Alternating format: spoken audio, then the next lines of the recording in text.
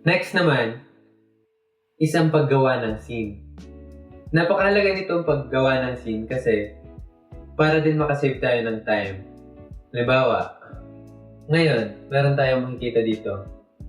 Ibig sabihin yan, gumawa tayo dito ng mga scene. Halimbawa, pumasok tayo. Pasok tayo sa model.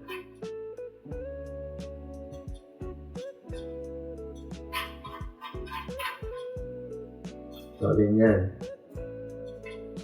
Ba, nandito tayo. Nag-i-interior tayo dyan. Tapos, para hindi na tayo yung mag-scroll-scroll pa, palabas. Ba, nandito tayo sa loob. Click lang natin tong scene 1. Automatically, babalik tayo dito sa scene na to. Tapos, halimbawa, nandito tayo. Nandito tayo, ganyan. Pag gusto natin bumalik ulit dun sa scene 1, click lang natin to. Ganyan. Tapos pag dito, medyo lalayo tayo. Ganyan. Yan yung mga ginawa nating scene. Para kahit nasan tayo, pag halimbawa gusto natin bumalik din sa scene na to, ganyan.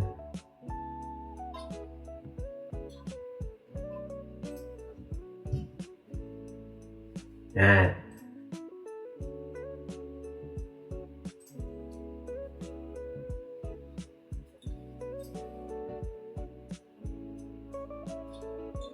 Pag gagawa ka ng scene, dito lang tayo sa view. Then, animation. Then, add scene. Bawa. Dito tayo sa loob. Dito tayo sa loob. Gusto natin, dito lang tayo. Kasi nag-interior tayo dito sa loob. Muna tayo dito sa view, animation, add scene, yan. Bawa naman, sabihin natin, nandito tayo sa labas. Pag gusto natin pumasok ulit dun sa loob, yan, click lang natin siya, automatic, babalik tayo dito sa scene na to.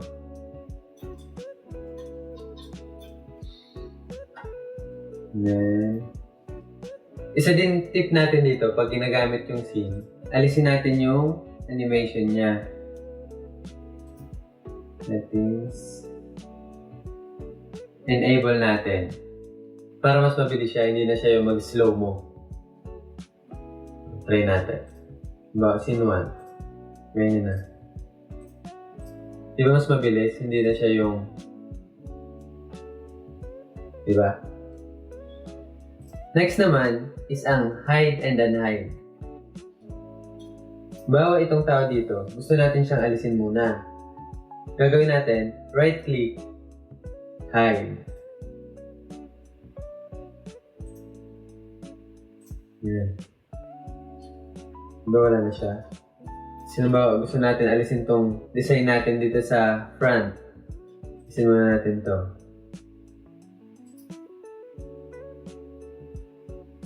Hide. Yan. Kasi parang nag-iisip pa tayo ng design kung ano ditong lalagay natin. Hindi pa tayo maka-final decision. No, gusto natin whatever, ano, ganyan.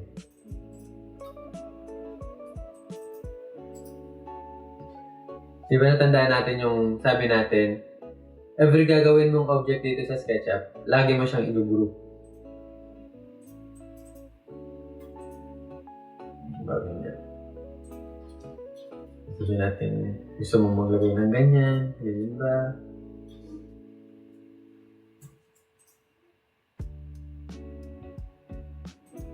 Ganyan.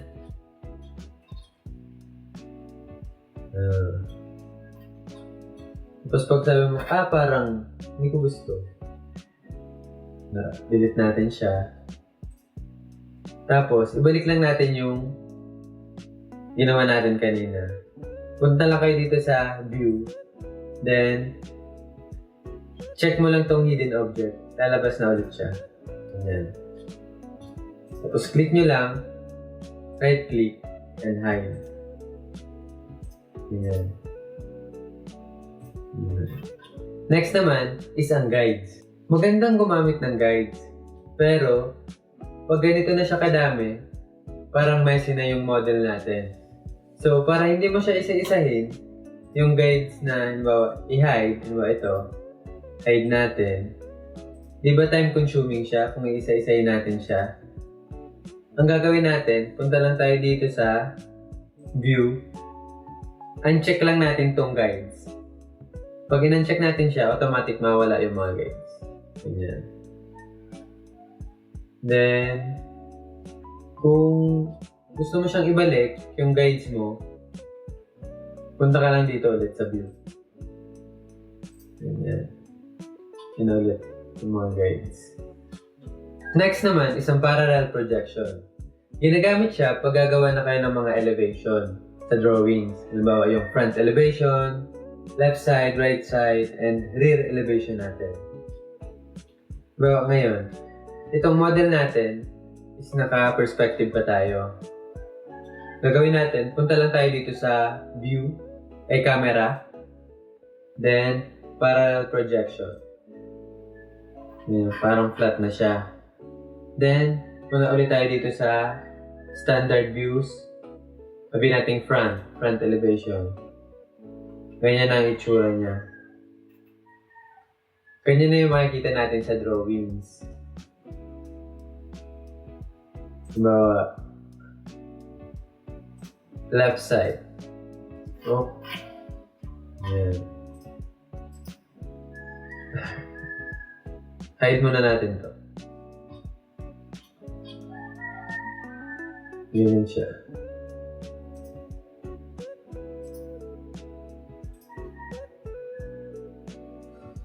Then, right.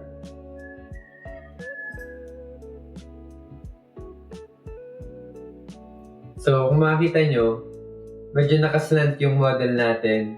Hindi siya perpendicular yung lote niya. Kaya makita mo na parang may ganyan siya. Pag ginalaw natin, ganyan siya. Pag top view, makikita nyo siya yung difference ng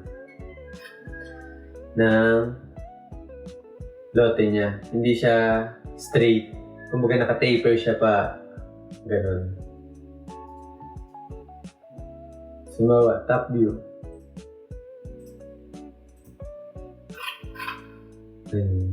Kaya yung lote natin.